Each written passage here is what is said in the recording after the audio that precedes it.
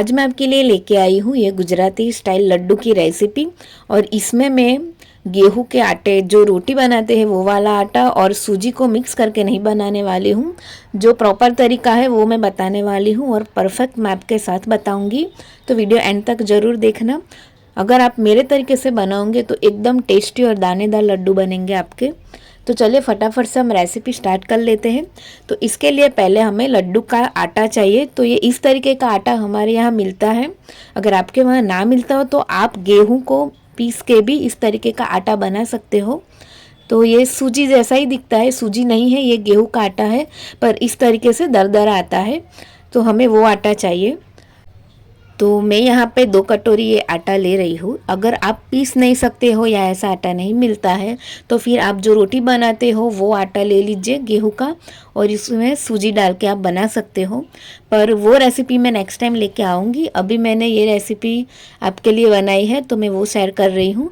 तो इस तरीके का आटा आता है, दिखता है बिल्कुल सूजी जैसा, पर सूजी नहीं होता है ये।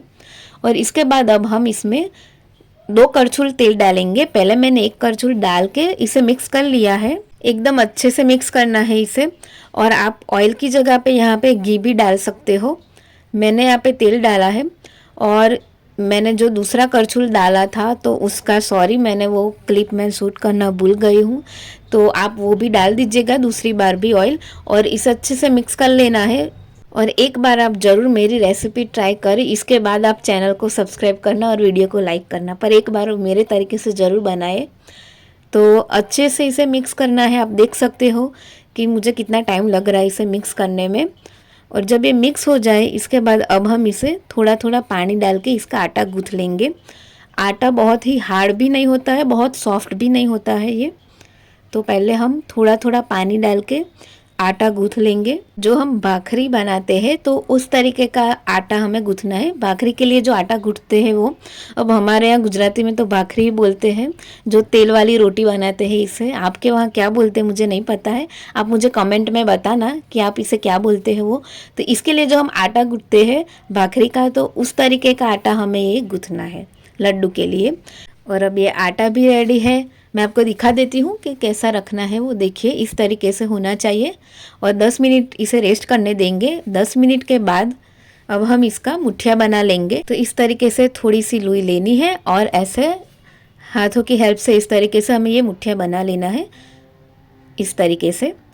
तो मैं सारे आटे से पहले बना लूँगी मुठिया। दूसरा भी मैं दिखा देती हूँ कि कैसे बनाना है वो। इस तरीके से बनाएंगे तो फटाफट से बन जाएगा ये। और हमें ऐसे फिंगर डाल के ऐसे बनाना है। और आप चाहो तो हाथों पे घी या तेल लगा के भी बना सकते हो, पर मुझे नहीं ज़रूरत पड़ी थी इसलिए मैंने नहीं लगाया था। तो अब सारे मुठिया मैंने बना लिए हैं। अब हम इसे फ्राई करेंगे।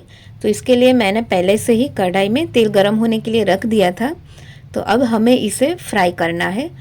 अब यहाँ पे एक बात का ध्यान रखना है, जब तेल गर्म हो जाए इसके बाद ही हम इसे फ्राई करेंगे।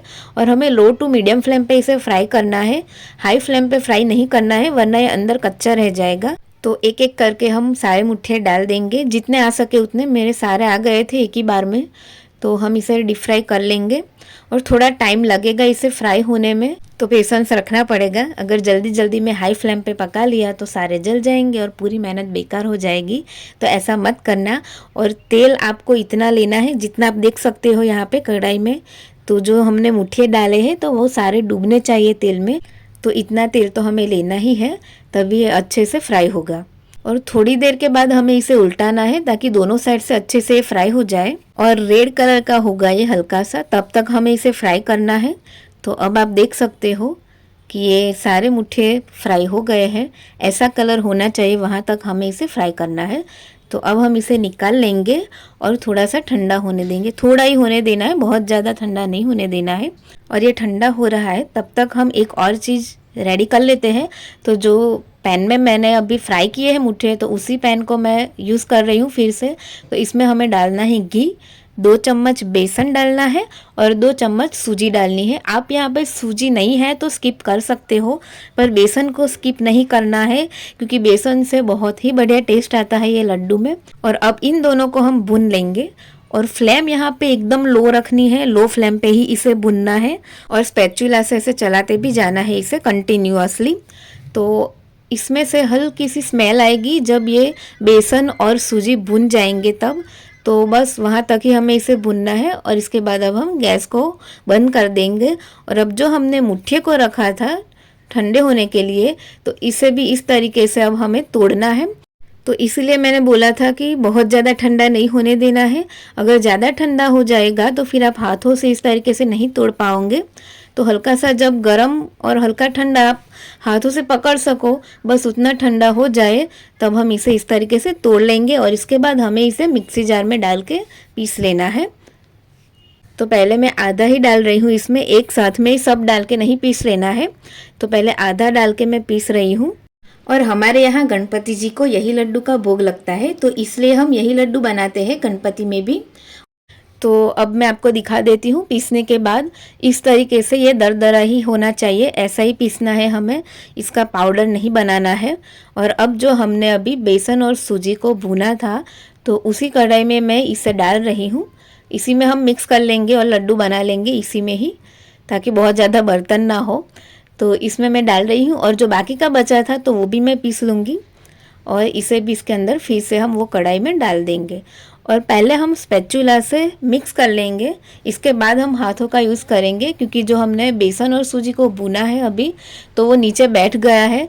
तो पहले हम स्पैचुला से इस तरीके से मिक्स कर लेंगे और इसके बाद हाथों से, ताकि जो लम्स है, जो गुठलियाँ बनेगी, तो वो हम हाथों से इसे तोड़ लेंगे। तो अब आप देख सकते हो कि स्पैचुला से तो ये मिक्स हो गया है अच्छे से। अब हम हाथों से मिक्स करेंगे और साथ में जो गुठलियाँ है वो भी तोड़ते जाएंगे, क्योंकि जब हम बनाएंगे लड्डू और ये गुठलियाँ रह जाएगी तो फिर वो मुंह में आएगी और उसमें फिर चीनी और वो किसी का भी टेस्ट नहीं आएगा। तो इसलिए हमें इसे पहले तोड़ देना है। और इसके बाद मैं यहाँ पे डाल रही हूँ काजू, बादाम और पिस्ता को कट करके। आप अपने मनपसंद कोई भी ड्राई फ्रूट डाल सकते हो। और थोड़ा सा मेरे पास जायफल था तो मैंने वो भी पीस के डाला है। थोड़ी सी इलायची का पाउडर डालेंगे और थोड़ा सा मैं यहाँ पे नारियल का बुरादा भी डाल रही हूँ, जिसे डेसिकेटेड कोकोनट भी बोलते हैं। और मेन इसका इंग्रेडिएंट है वो है किशमिश, तो वो भी डाल देंगे। और इसके बाद हम यहाँ पे पाउडर शुगर डालेंगे, मतलब जो चीनी है इसे मैंने मिक्सर में पीस लिया था, तो इसे हमें 1 कटोरी डालना है। तो जो कटोरी से मैंने आटा लिया था पहले, तो वही कटोरी से मैं यहाँ पे ये चीनी पाउडर ले रही हूँ। तो 2 कटोरी आटा था, तो हम यहाँ पे 1 कटोरी चीनी लेंगे।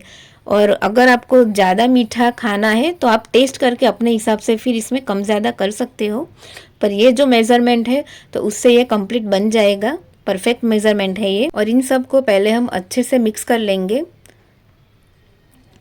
और इसके बाद हम इसमें डालेंगे यहाँ पे घी। तो घी तो आप अपने हिसाब से ही डाल सकते हो, इसमें कोई मेज़रमेंट नहीं है, आप लड्डू बना पाओ उतना घी होना चाहिए। तो मैंने यहाँ पे ये 2 नहीं 3-4 चम्मच मैंने घी डाला था, ये बड़ा चम्मच है। तो जब तक आप लड्डू आपका बन सके तो वहाँ तक आपको घी डालना है, इसमें कोई मेज़रमेंट नहीं होता है, वो आप अपने हिसाब से ही डालना है। तो घी डालने के बाद भी इसे हम मिक्स कर लेंगे।